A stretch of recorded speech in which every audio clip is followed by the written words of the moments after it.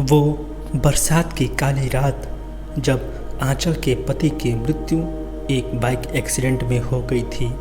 आंचल का बस एक ही सहारा उसके पति थे। पति की मृत्यु के बाद मानो जैसे आंचल पर दुखों का पहाड़ टूट पड़ा हो।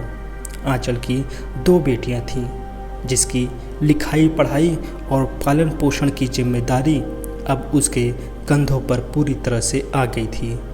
आंचल के पति का थोड़ा बहुत जो बचत था वो भी धीरे धीरे करके कुछ महीनों में ख़त्म होने वाली थी।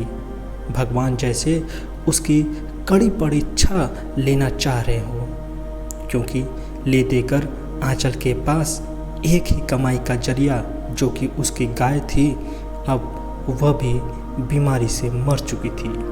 आंचल अब खामोश रहने लगी थी। दिन रात बस उसे यही चिंता सताती रहती कि अब आगे का गुजारा कैसे होगा, किस तरह मैं अपने दोनों बच्चियों को खाना खिलाऊंगी, कैसे उनके पसंद के कपड़े दिलाऊंगी और उन्हें पढ़ा लिखा पाऊंगी।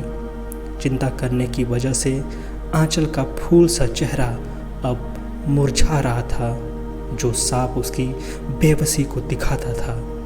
आंचल के कई सारे पड़ोसी थे, मगर वह सब केवल नाम के थे। वो कहते हैं ना कि दुख में अपने भी पराये बन जाते हैं, वही आंचल के साथ हो रहा था। कोई भी पड़ोसी अपना पड़ोसी धर्म निभाने नहीं आया। आंचल के पड़ोस में ही एक टीचर थे जो आंचल की परिस्थितियों को बखूबी जानते थे। वो आंचल की मदद करना चाहते थे।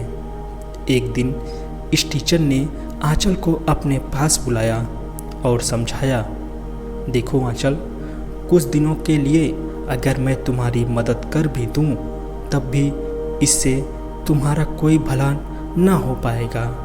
अगर तुम्हें अपनी परिस्थिति बदलनी है तो तुम्हें खुद ही इसमें बदलाव लाना पड़ेगा। आंचल ने दुख भरी आवाज़ में पूछा, भला मैं कर ही क्या सकती हूँ, मेरे पास तो कोई नौकरी भी नहीं है। टीचर ने कहा कि नहीं आंचल, मैं तुम्हें नौकरी करने के लिए नहीं कह रहा हूँ। मैं जानता हूँ कि तुम कढ़ाई बुनाई का काम बहुत अच्छा करती हो, बस इस काम में अपना मन लगा दो। जितना ज़्यादा कर पाओगी उतना यह काम करो। इसके अलावा तुम बाकी फालतू के खर्चे जैसे कि चाय का खर्चा कम कर दो। इसकी बजाय तुम लोग दलिया का पानी उबाल कर पी सकते हो।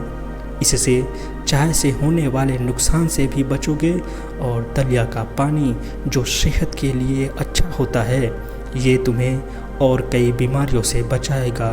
और इस तरह से तुम थोड़ा थोड़ा पैसा बचाकर अपने लिए फिर से गाय खरीद सकती हो और अपनी रुकी हुई जीवन की गाड़ी को आगे बढ़ा सकती हो।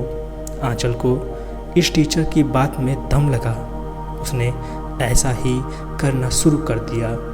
धीरे धीरे करते करते साल के अंत तक आंचल के पास इतने पैसे इकट्ठे हो चुके थे कि अपने जीवन यापिका के लिए एक गाय खरीद सके। इसके बाद उसने एक प्यारी सी गाय उन पैसों से खरीदी और बच्चियों के लिए कुछ कपड़े और मिठाइयाँ भी ली, और इस तरह से अपने पति के मृत्यु के बाद अपनी जीवन की गाड़ी को धीरे धीरे पटरी पर लाना शुरू कर दिया। आशा करता हूँ आपको यह कहानी पसंद आई होगी। हमारे चैनल को सपोर्ट कीजिए, अपने दोस्तों के साथ वीडियो को ज़रूर शेयर करें।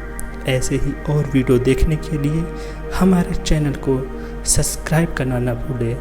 तब तक के लिए थैंक यू सो मच।